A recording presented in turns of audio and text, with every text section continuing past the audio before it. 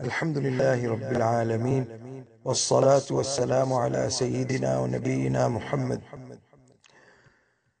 رسول اللہ صلی اللہ علیہ وسلم نے ارشاد فرمایا کہ میری آنکھوں کی ٹھنڈک نماز میں ہے، یعنی دنیا کی سب سے زیادہ پسندیدہ چیز میرے لیے نماز ہے۔ نماز میری آنکھوں کا سرور ہے، نماز میرے دل کا سکون ہے۔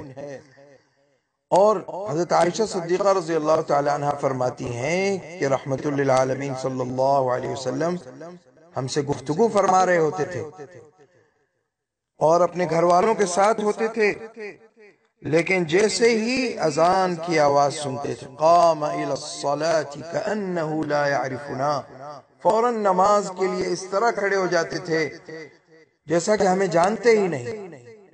سب سے تعلق ختم، اللہ سے تعلق قائم، اللہ سے ہمیشہ تعلق۔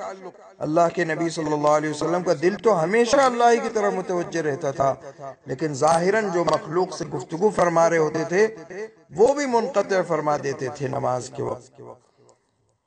اور سرکار دو عالم صلی اللہ علیہ وسلم حضرت بلال حبشی رضی اللہ تعالیٰ عنہ سے فرماتے تھے ارحنا بہا یا بلال، اے بلال اذان دو، نماز کے ذریعے ہمارے دلوں کو راحت پہنچاؤ۔ تو نماز مومن کے دل کا نور ہے، نماز مومن کے دل کا نور ہے، آنکھوں کا سرور ہے، ذہن کا سکون ہے۔ جو لوگ نماز نہیں پڑھتے ان کی بھی کوئی زندگی ہے، چوپایوں والی زندگی ہے، بلکہ جانور کی زندگی اس سے بہتر ہے۔ کیوں؟ اس لیے کہ جانور پر تو نماز فرض نہیں ہے۔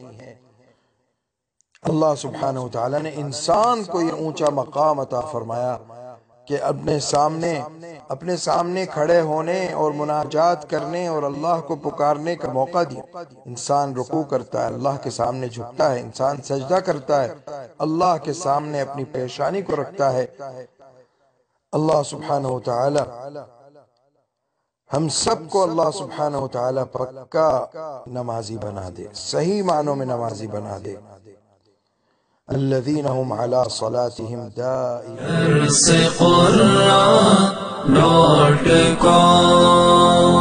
www.darsequran.com